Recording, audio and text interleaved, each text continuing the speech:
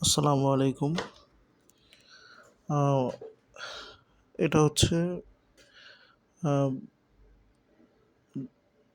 National academy for computer research and training. এটা বগুড়া জেলায় অবস্থিত। তো এখানে আম সারা বছরব্যাপী প্রশিক্ষণ চলে। বর্তমানে টিচারদের আইসিটি বিষয়ক উচ্চতর প্রশিক্ষণ কোর্স চলতেছে। তো এটা হচ্ছে তার ক্যাম্পাস। আমাদের বাম পাশে দেখতেছি আমাদের প্রশাসনিক ভবন। ওই যে দেখা যায় এবং ২ টা একটা পুরুষ হোস্টেল, একটা মহিলা হোস্টেল আছে এখানে। তো ৪ তলা বিশিষ্ট হোস্টেলগুলো। ভেতরের পরিবেশটা খুবই মনোমুগ্ধকর।